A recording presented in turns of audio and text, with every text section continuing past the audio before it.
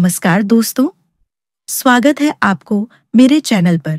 आज हम बात करने वाले हैं भारतीय संस्कृति के उस महान संगम की, जिसका सुंदर वर्णन राष्ट्रकवि रामधारी सिंह दिनकर ने अपने प्रसिद्ध निबंध भारत में संस्कृति संगम में किया है।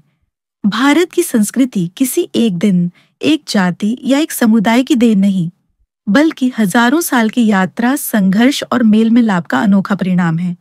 तो आइए समझते हैं भारतीय संस्कृति कैसे बनी, इसके पीछे कौन कौन से स्रोत रहे और आखिर दिनकर जी क्या संदेश देना चाहते हैं। दिनकर जी शुरुआत में बताते हैं कि भारत में द्रविड़ों के आने से पहले यहाँ नीग्रो और ऑस्ट्रिक जातियां बसती थीं। वे जंगलों में रहने वाले आज के आदिवासियों के पूर्वज माने जाते हैं। हालांकि प्रमाण कम है, लेकिन अनुमान बताते हैं कि आर्यों के आगमन से पहले यहाँ के लोग सभ्य, नगर निर्माता और धर्म विकसित समाज वाले थे। इन्हीं प्राचीन नगरों को एक आर्य वीर पुरंदर ने नष्ट किया। यह इतिहास का एक विवादास्पद लेकिन महत्वपूर्ण संदर्भ है। आर्यों के भारत आगमन के बाद जब उनका द्रविड़ों से मेल जोल बढ़ा, तब एक नया सांस्कृतिक मिश्रण जन्मा, जिसे आज हम हिंदू या भारतीय संस्कृति के नाम से जानते हैं। दिनकर जी कहते हैं कि वेद और उपनिषद हमारी प्राचीन विरासत है, लेकिन संस्कृति कोई एक स्थान पर ठहरी हुई चीज नहीं है। यह लंबी प्रक्रिया है, मेल, मिश्रण और बदलाव की।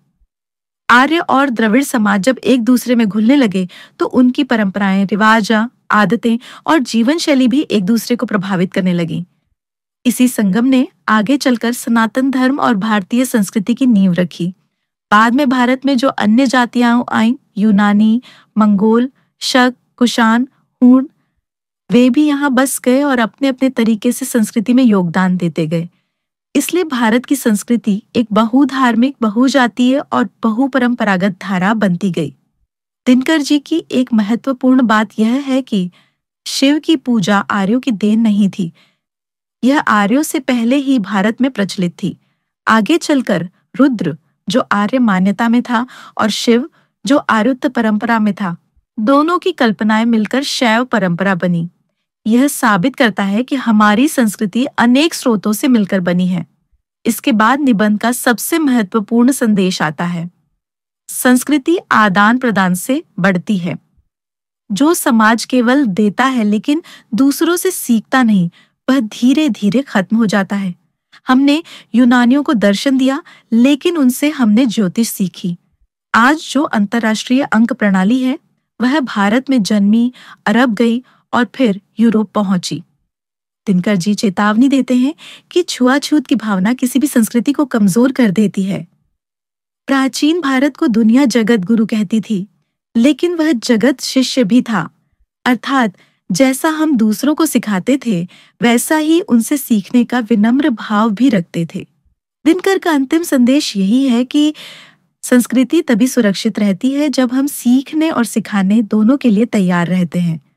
तो दोस्तों, भारत की संस्कृति एक रंगों की थाली है, जहां हर रंग किसी जाति, किसी परंपरा और किसी कालखंड की देन है।